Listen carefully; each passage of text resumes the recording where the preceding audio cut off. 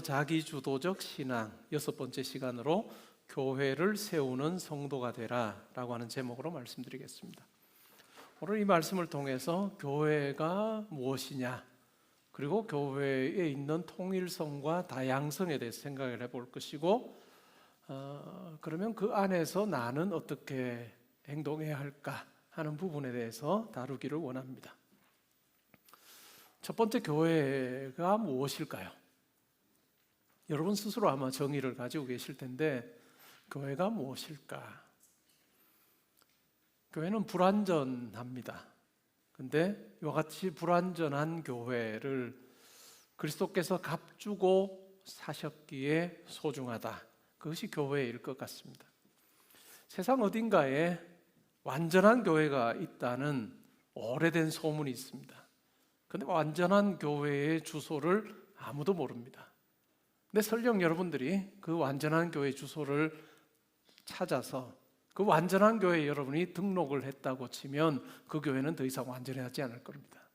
여러분으로 인해서 불완전한 교회가 될 가능성이 크다라고 하는 거죠. 교회는 천사들의 모임이 아닙니다. 교회는 은혜가 필요한 사람들의 모임이라 할 수 있습니다. 그래서 이 땅의 교회에는 항상 양면성이 있습니다. 교회에는 믿음도 있고 의심도 있고요, 헌신도 있고 피로도 있습니다. 너그러움도 있을 뿐만 아니라 옹졸함까지 있는 그것이 바로 교회입니다.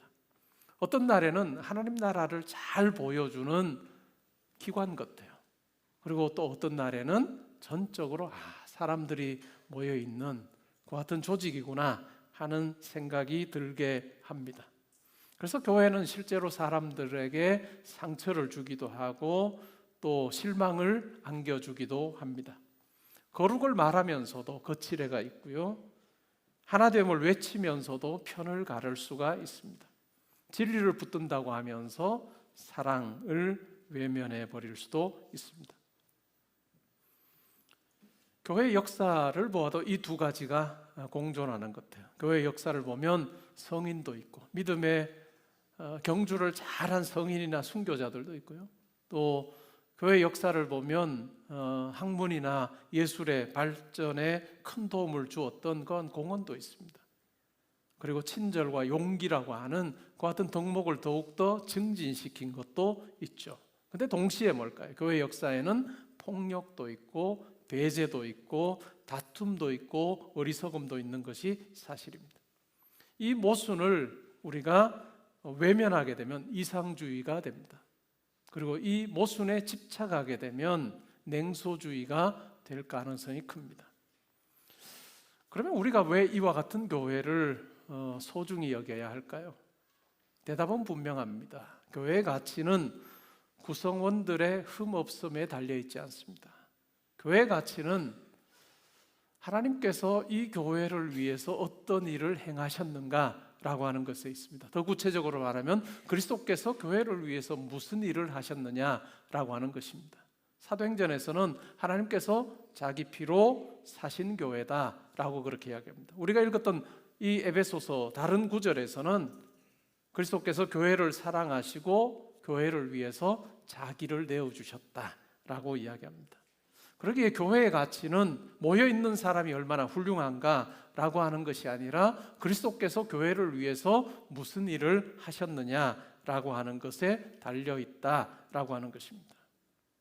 낡은 그릇, 흠집이 있을 수 있습니다. 그러나 그 그릇 안에 보화가 담겨 있다면 그것은 참으로 귀한 것일 것입니다. 교회도 마찬가지입니다. 성도들은 흠이 있는 존재입니다. 그러나 이러한 허물을 씻기 위해서 그리스도께서 피를 흘리셨기 때문에 더없이 소중하고 귀한 공동체라 할 수 있습니다. 프랑스의 철학자, 유실론적 실존주의를 표방했던 가브리엘 마르셀이라고 하는 사람이 있습니다. 1935년에 존재와 소유라고 하는 아주 중요한 책을 출판을 했습니다. 그는 이 책에서 문제와 신비를 구분해서 이야기를 합니다. 문제는 뭘까요? 나와 분리해서 객관적으로 볼 수 있게 하는 것입니다. 예를 들어서 자동차가 고장이 났다고 해볼까요? 그러면 이 자동차가 고장난 원인을 분석하고 부품을 갈거나 하면 이 문제가 해결이 되는 것이죠. 우리가 문제를 해결할 때는 대개 그 바깥에 있습니다. 문제 바깥에 우리가 있는 경우가 많죠. 그런데 신비라고 하는 이것은 내가 바깥에서 구경할 수 없는 실제입니다. 사랑이라고 하는 것 심리학적으로, 생물학적으로 설명할 수 있는 부분이 되겠죠. 근데 생물학적이나 심리학적으로 사랑을 해석해낸다 해도 그것이 사랑의 의미를 다 분석하거나 또 맛보게 하지는 못할 거다라고 하는 거죠. 사랑을 알려고 하면 어떻게 될까요? 사랑하는 관계 안으로 들어가야 됩니다. 그것이 바로 신비인 거죠. 죽음도 그렇고 소망도 그렇고 그리고 하나님도 마찬가지다라고 생각할 수 있습니다. 그러기에 이 신비라고 하는 측면에서 우리가 생각을 해보면 우리는 그것을 관찰하는 사람이면서 동시에 그 안에 연루된 사람이라는 것입니다. 교회도 마찬가지입니다. 교회를 문제로만 보게 되면 물론 교회에 문제가 많습니다. 이 땅의 교회에 문제 있죠. 완벽한 교회는 한 군데도 없습니다. 여러 관행들 좋지 않은 것이면 바꿔야 될 것이고요. 잘못된 구조 바로잡아야 하는 것입니다. 교회를 사랑한다라고 해서 이와 같은 잘못된 것을 그냥 덮어서는 안 되겠죠. 그런데 교회를 수리하고 또 평가하는 대상으로만 우리가 바라보게 되면 우리는 팔짱을 낀 채 관찰자로 남을 가능성이 크다라고 하는, 그렇게 해서는 교회의 신비를 우리는 경험할 수가 없습니다.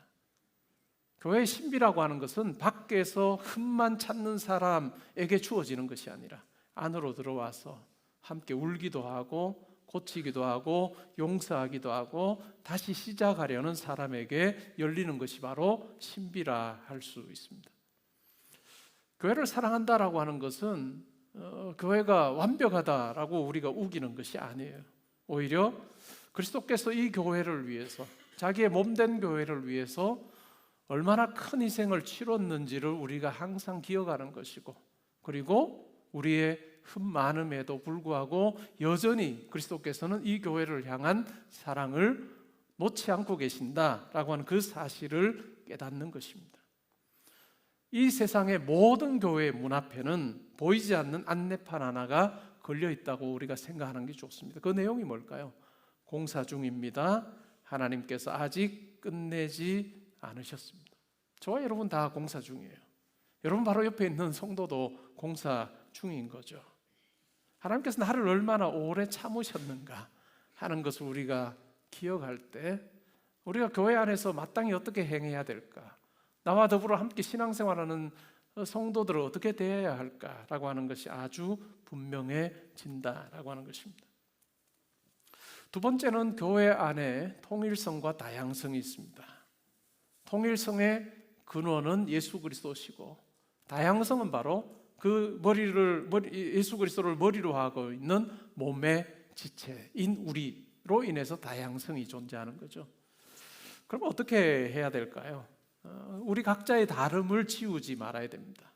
그리고 성령께서 주신 것을 하나 되게 하신 것을 지키는 것이 참 중요하죠.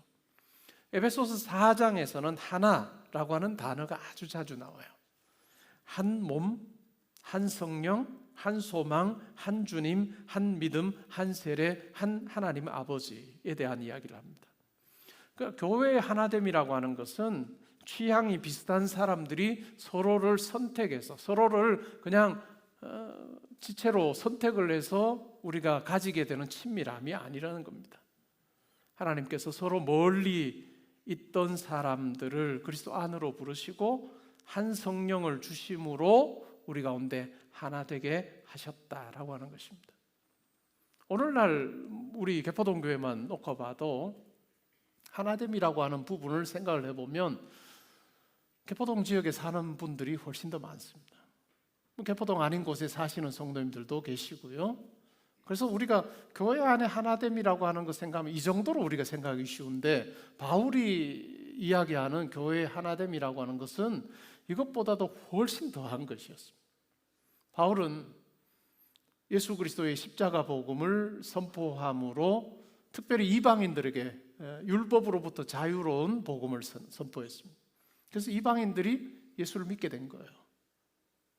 유대인들도 예수를 믿게 되어 성도로 그 교회에 참여하는 사람도 있었고, 이방인들도 있었던, 이방인과 유대인이 그리스도 안에서 한 몸을 이루고 있는 교회였습니다. 그런데 그 당시에 이방인들을 향해서 유대인들이 어떤 생각을 가졌을까요? 유대인들은 이방인들과 상종하지 않으려고 했습니다. 물론 이것은 팔레스타인에 있는 유대인들의 경우에 더 강했겠죠. 근데 디아스포라 유대인, 로마 제국 여러 지역에 있는 유대인들의 경우에는 당연히 매일의 삶에서 이방인들을 만나고 교제하고 어울릴 수밖에 없는 그런 어떤 부분에서 팔레스타인에 살았던 유대인과 또 디아스포라 유대인의 경우에는 분명한 차이가 있는 것이 사실입니다. 근데도 유대인들의 그 매일의 기도문 중에 어떤 문구가 나오느냐 하면, 내가 이방인으로 태어나지 않은 것이 감사합니다 할 정도로 유대인으로서의 그 특권은 굉장히 강했습니다. 그런 측면에서 이방인들을 보면 함께 이렇게 한 몸을 이루는 그런 존재로 생각이 굉장히 어려웠겠죠. 이방인들의 경우는 어땠을까요? 유대인들은 참 해괴망측한 사람이라고 생각을 했습니다. 그 당시 사회 속에서 유일신 사상을 가지고 있는 사람, 그 민족은 그렇게 찾아보기가 어려워요. 대부분이 다신교를 믿었던 그러한 때에, 그리고 형상화하여서 믿었던 그러한 시기에 유대인들의 경우에는 유일신을 믿습니다. 굉장히 이해하기 어려운 그러한 주장을 하는 그러한 사람들, 그러한 사람들과 하나 된다는 것, 그러한 사람들을 이해한다는 것, 그러한 부분을 놓고 보면 이방인은 이방인들 나름대로 어려움이 있어요. 근데 이렇게 이질적인 사람들을 예수 그리스도 안에서 이제는 새로운 한 사람, 새 사람으로 만드셨는데, 그것이 바로 성도라는 거예요. 그것이 바로 교회라고 하는 것입니다. 이방인과 유대인의 구분이 없이 예수 그리스도 안에서 한 새 사람이 탄생하게 하신 것, 그것이 바로 이 교회의 모습이다라고 하는 것입니다. 그러기에 이 교회의 통일성이라고 하는, 하나됨이라고 하는 것은 이 다양성을 가지고 있는 우리가 만들어낸 것이 아니라 하나님께서 예수 그리스도를 통해 성령 안에서 우리에게 허락하신 것이다 라고 하는 것입니다. 그러기에 우리는 이 화평, 하나됨의 제작자가 아니에요. 만들어낸 자가 아니고 어찌 보면 지켜야 하는 청지기로서 우리가 교회 안에서 살고 있다라고 하는 것입니다. 놀랍게도 바울은 한 몸 이야기를 하고 나서 우리 각 사람에게 그리스도의 분량대로 은혜가 주어졌다라고 이야기합니다. 한 몸을 선언하고 나서 그 다음에 각 사람의 다른 은사에 대해서 이야기를 하고 있습니다. 그러기에 교회는, 건강한 교회는 획일적인 어떤 교회가 돼서는 안 됩니다. 물론 교회에 어떤 스피릿을 가지는 거 중요합니다. 스피릿이라는 말 굉장히 많이 하잖아요.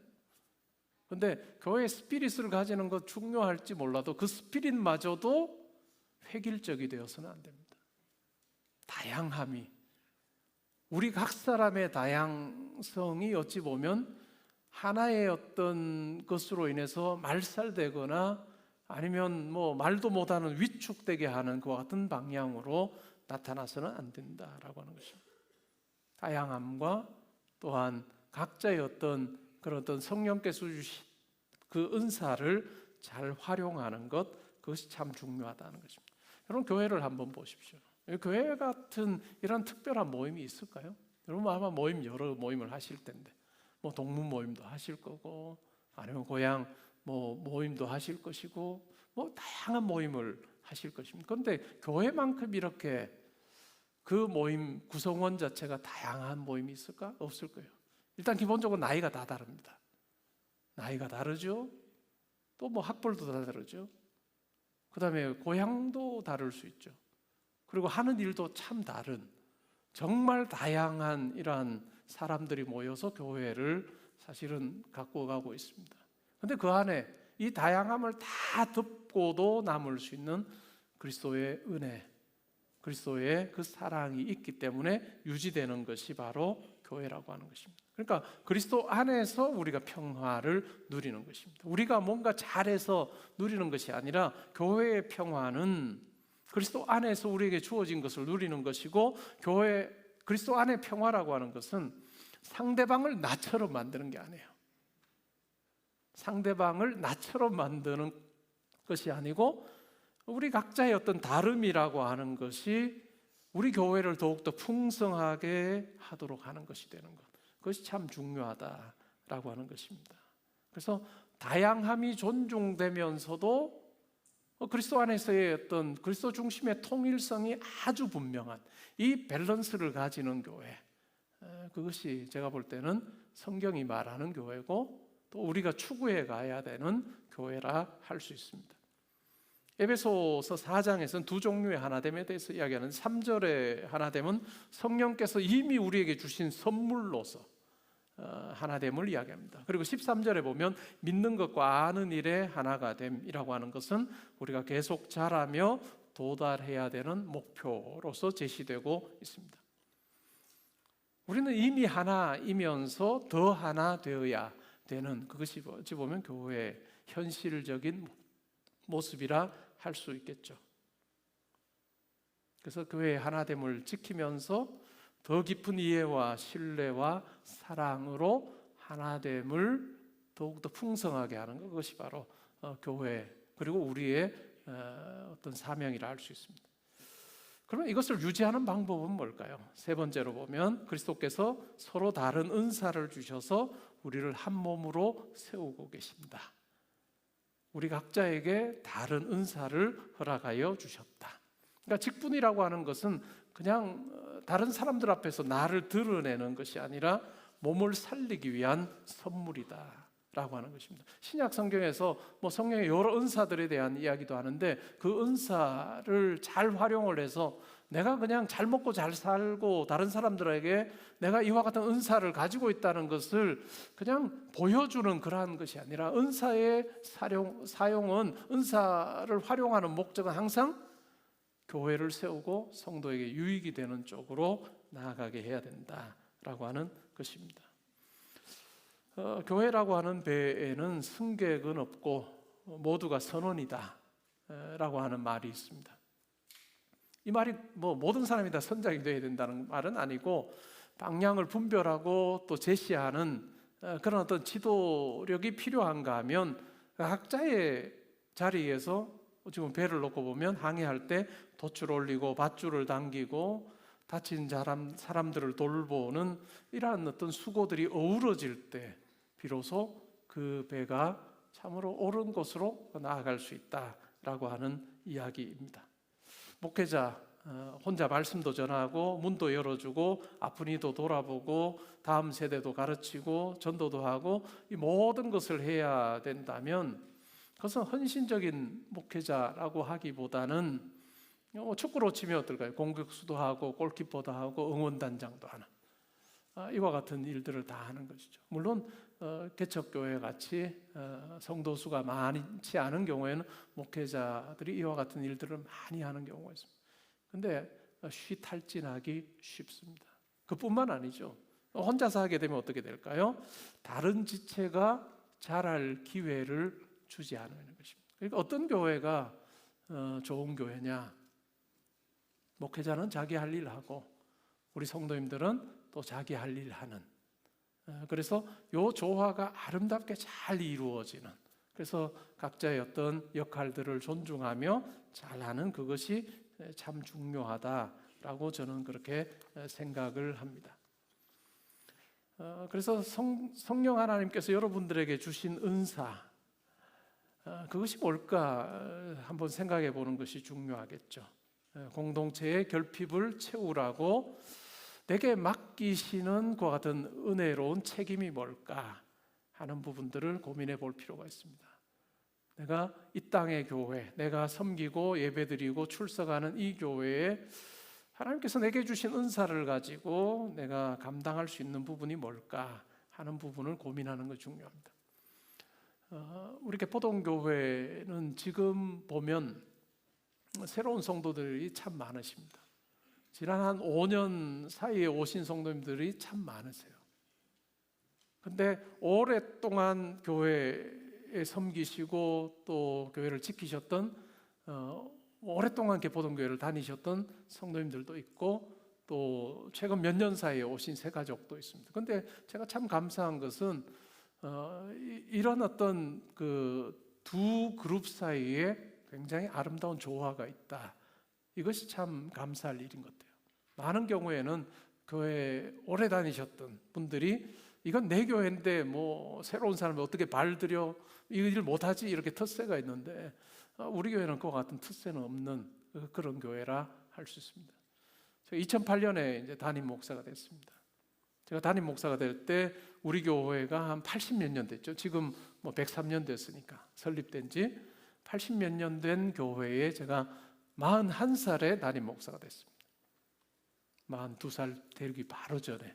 이러면 제가 주민등록 다 까는 셈인데 근데 이런 어찌 보면 젊은 목회자 그리고 제가 새 가족이잖아요.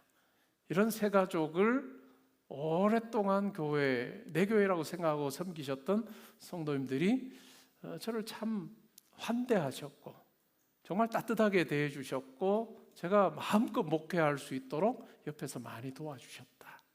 그래서 지난 18년 동안을 생각을 해보면 담임 목사 중에 목회하는 그렇게 어렵지 않습니다 말하는 목회자가 거의 없어요. 그래서 저는 친구들 만날 때마다 그런 이야기 합니다. 목회하는 것이 참 재밌고 행복하고 거짓말 안 보태고 목회하면서 내가 학교에서 티칭할 걸 괜히 교회로 왔다라고 생각한 적은 한 번도 없습니다. 그것이 얼마나 감사한 일인지요. 저는 그것이 될 수 있었던 것은 이 통일성과 다양성의 균형을 우리가 잘 이룰 수 있었기 때문이다. 예수 그리스도가 우리의 머리시고 담임 목사부터 해서 모든 직분자가 다 그 몸을 이루는 지체로서 각자가 맡은 그 역할 잘 감당하고 나를 돋보이게 하는 것이 아니라 몸된 교회를 어떻게 세울까라고 하는 그 마음으로 달려왔기 때문에 가능하다라고 하는 생각이 있습니다. 그리고 새로 교회에 오신 우리 성도님들도 내가 그래도 몇 년은 지나야 내가 뭔가를 해보겠다는 말할 수 있겠지 그런 교회가 아니고 하고 싶으시면 뭐든지 내가 이 일을 하고 싶다라고 할 때 다 가능한 교회라고 하는 사실도 여러분들이 기억하셔서 그냥 팔짱 낀 관찰자로만 계시지 말고 그리스도의 몸된 교회를 우리가 같이 세워보면 좋을 것 같습니다. 그러면 교회의 목표가 뭘까요? 교회의 목표 네 번째로 우리는 진리를 사랑으로 살아내며 함께 그리스도를 닮아가는 것 이것이 목표라고 할 수 있습니다. 교회의 목표는 프로그램을 많이 늘리는 게 아닙니다. 그리고 조직을 크게 만드는 것도 아닙니다. 우리 교회는 프로그램이 없습니다. 예배 외에 모르고 등록하신 분들은 큰일 났죠. 이것도 해주고 저것도 해주고 다 해줄 줄 알았는데 없습니다. 우리 교회 프로그램이 이렇게 없는 교회도 없을 거예요. 예배 있고요, 새벽기도 있고 주일 예배 있고 수요 기도회 있고 금요기도 있고 있을 거 다 있네요. 그러고 보니까. 그리고 각자가 기도하고 싶으시면 이거 본당 다 열어놨으니까 여러분들이 편하실 때 나와가지고 기도하고 가시면 되죠. 그리고 가끔 우리 교수님들 모셔서 자기가 논문에 썼던 그 책에 대해서 쭉 강의하는 성경대학 있는 그래서 교회 프로그램 별로 없습니다. 교회에 계속 나오세요라고 이야기하지 않고 제 목회 방향은 우리 삶의 에너지 어찌 보면 한 20% 교회에 쓸까요? 그리고 80%는 각자 자기가 있는 자리에서 잘하는 것입니다. 교회에 와서 내가 진짜 좋은 성도라고 보여주려고 할 필요 없어요. 우리는 다 성도인 걸 알기 때문에. 근데 각자 자기 삶의 자리에서는 내가 예수 믿어요 라고 이야기하지 않아도 우리가 하는 말에서 우리가 사람을 대하는 것에서 우리가 어떤 일을 할 때 그 일을 대하는 자세에서 예수 그리스도의 친구를 대하는 것처럼 예수 그리스도의 마음으로 하나님께서 우리에게 주신 일을 감당하는 그러한 모습으로 사는 것, 그것이 바로 개포동교회가 사실 추구하는 그 어떤 목표라고 할 수 있습니다. 그런데 이 목표는 뭘까요? 13절에 보면 우리가 그리스도의 장성한 분량에 충만한 데까지 이르는 것입니다. 교회는 한 탁월한 몇 사람의 어떤 성숙한 사람들에 의해서 그냥 세워지는 것이 아니라 바울은 이 교회를 한 사람으로 이야기를 해요. 그리스도가 머리시고 우리 각자 지체가 사실은 한 몸을 이루고 있는 한 사람을 이야기합니다. 근데 이 각자의 지체가, 우리 지체가 자기의 역할을 잘 감당함으로 무엇을 목표로요? 예수 그리스도의 장성한 분량에 이르도록 하기 위해서 우리가 교회 안에서 맡은 그 일들을 감당하는 거예요. 그러면 그리스도의 장성한 분량에 이른다는 게 뭘까요? 그리스도께서 사셨던 것처럼, 그리스도께서 말씀하고 행동하셨던 것처럼 교회에서도 그러한 모습으로 사실은 우리가 영적으로 자라가고 성숙하는 이것이 참 중요하다라고 하는 것이죠. 기독교의 어떤 맹점 중에 하나는, 성경은 그렇게 이야기하지 않는데 기독교의 맹점 중에 하나는 우리의 모든 것을 너무 그냥 예수님에게 다 맡겨요. 그리고 자기는 하나도 잘하지 않습니다. 자기가 뭔가를 잘못했어요? 큰 죄를 범했어요? 뭐 회개해야 될 일이 있으면 그걸 그냥 그리스도에게 가서 용서해 주세요, 용서해 주세요. 그리고 용서를 사실 받으면 끝났다고 생각하는데 그 과정 중에 빠진 게 뭘까요? 나의 잘못으로 인해서 힘들어하고 고통당하는 사람은 외면하고 그리스도에게 가서 하나님 제가 이런 잘못했습니다. 이거 용서해 주세요. 이런 경향이 너무 강하다는 거예요. 근데 그것이 아니라 뭘까요? 내가 잘못했어요? 누군가 나로 인해서 힘들어졌어요? 그러면 뭘까요? 하나님에게 나가서도 제가 잘못했습니다. 회개하는 것도 있어야 하지만 뭘까요? 그 사람에게 가야죠. 그 사람에게 어떻게 해서든 내가 잘못했음을 인정하고 그 잘못한 것으로 인해서 그 사람에게 준 피해를 어찌 보면 내가 무엇으로도 갚을 수 있을까 고민하며 갚아가는 그 과정이 함께 있는 것이 성경이 말하는 회개이죠. 그러니까 우리 각자의 삶에서 뭘까요? 내 모든 짐을 그리스도에게 다 맡긴다라고 생각하면서 결국 우리가 잘하지 못하는 그것이 어찌 보면 현대 기독교인들의 맹점이 될 수 있다. 그런데 바울은 뭐라고 얘기하죠? 그리스도의 장성한 분량에 자라는 것이 중요하다라고 하는 것입니다. 그래서 장성한 분량에 자라는데 필요한 게 뭘까요? 사랑과 진리입니다. 사랑 안에서 참된 것을 행함으로. 우리가 교회 안에서도 마찬가지죠. 때로는 교회 생활하다가 뭐 이렇게 힘들어진 분들은 내가 이제 예배만 드리지 교회에 내가 얽히나 봐라. 그런 분들이 꽤 있을 거예요. 근데 그렇게 해서는 잘하지가 않는다는 거예요. 그렇게 해서는 교회의 신비를 내가 경험하지 못하는 거예요. 불완전한 교회, 내가 불완전한 교회의 한 일부가 돼서 그 안에서 하나님의 사랑을 배우는 거예요. 하나님의 은혜를 배우면서 내가 다듬어지고 그리스도를 조금씩 더 담는 그러한 모습이 필요한 거죠. 그리고 우리에게 주신 은사를 가지고 섬길 때도 마찬가지입니다. 교회는 항상 자발적인 섬김이 필요한 거죠. 자기 주도적으로 신앙을 가지고 섬기는 것이 중요합니다. 과거의 한국 교회를 보면 뭘까요? 목사님들이 굉장히 협박을 많이 하셨어요. 이거 안 하면 뭐 된다 하면 이제 뭐 봉사도 조금 더 해야 되고 교회도 그래서 뭐 주일 성수 이야기할 때도 주일에 그래 예배 빠지고 다른데 놀러 가면 그냥 다리 부러진다 뭐 이런 이야기 하면 못 가는 거죠. 아유 그 말 듣고 어떻게 갈 수 있는 강심장이 어디 있겠어요. 그러니까 그냥 억지로 교회 그렇다고 다 주일을 아무렇지 않게 여기고 가시라는 이야기는 아니지만 그렇게 할 일은 아니라는 거죠. 그리스도의 은혜를 사모하여 기쁨으로 나오는 예배가 되게 하고 즐거움으로 섬기게 하는 자리가 되어야 됩니다. 자발성이 중요합니다. 자발성은 근데 하고 싶은 날에만 돕고 그래서 하기 싫은 날에 하지 않는 가벼운 기분은 아니에요. 자발성이라고 하는 것은 은혜에 붙들린 사람이 기꺼이 자신을 내어놓는 책임 있는 자유입니다. 오늘 찬양대가 참 잘하셨는데, 찬양대가 아침에 일어나서 보고 오늘은 내가 찬양할 마음이 있네. 그러면 찬양대 섰다가 다른 날은 오늘은 뭐 찬양보다, 이렇게 하면 이건 자발성이 아니라는 거예요. 우리 섬김, 모든 섬김이 마찬가지입니다. 교회 안에 보이는 모습으로 섬기는 분들과 보이지 않는 모습 섬기는 분들이 참 다양하게 많이 있잖아요. 근데 그 안에 자발성이라고 하는 그것은 내가 책임 있는 자유를 누리는 거다.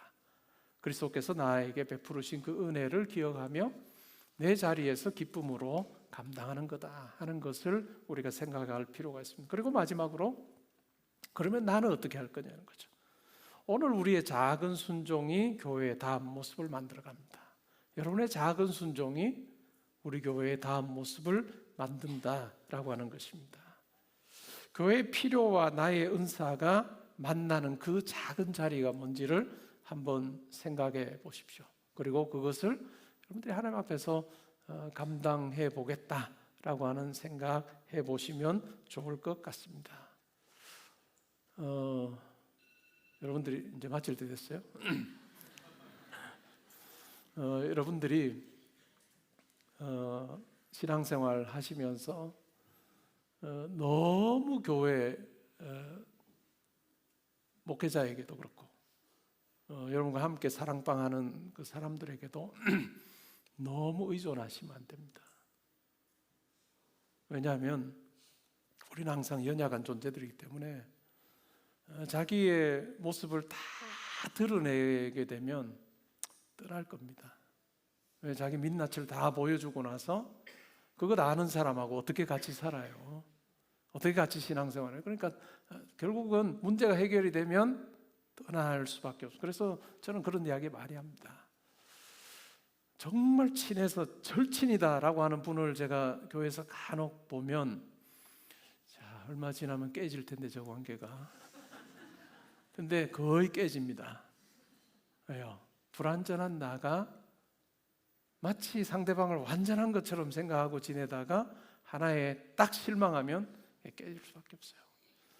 사랑방에서 교제하실 때 수위 조절하셔서 하셔야 됩니다. 요까지는 나눠도 내가 도망 안 가겠구나 하는 정도까지 하시고, 그럼 남는 건 어떻게 하면 될까요? 그거 하나님 앞에 와서 이야기해야죠. 그런데 하나님에게 나오기보다 조금 누구 거쳤으면 좋겠다, 목회자들한테 오십시오. 그래도 저희는 약간 훈련이 여러분들보다 더 된 사람들이라 여러분들의 그 고민을 놓고 아픔을 놓고 함께 기도해 주면서도 우리가 실족하지는 않을 거예요. 근데 제일 좋은 것은 그냥 하나님 앞에 가지고 나가는 것이 제일 좋다라고 하는 것입니다. 여러분의 교회 생활 행복하신가요?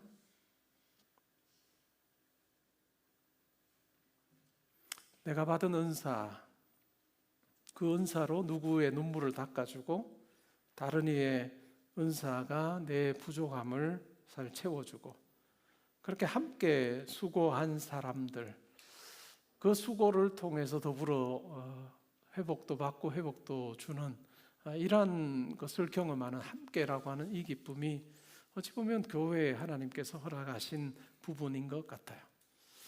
교회는 그리스도께서 피로 사신 몸이며 우리는 그 몸에 우연히 붙어있는 불청객이 아니고 각 사람은 성령께서 정하신 자기의 분량을 받은 지체라는 것을 우리가 기억하는 것이 중요합니다. 그리고 우리가 동일한 목표를 향해서 그리스도 닮는 자로 사실 그렇게 말하고 행동하는 그것이 중요하고, 교회 안에서만 자라는 것이 아니라 흩어진 교회로서 내 자리에서 예수 그리스도를 닮는 장성한 분량에까지 이르는 것, 그건 참 중요한 것 같아요. 그리고 어느 날 우리는 깨닫게 될 겁니다. 행복한 교회를 찾아서 헤맸던 내가 성령의 은혜로 누군가에게 행복한 교회가 되어가고 있다라고 하는 사실을 깨닫게 될 것입니다. 말씀 안에서 하나님께서 세우신 우리 교회를 아름답게 세워가는 우리 모두가 되기를 주님의 이름으로 축복합니다. 아멘.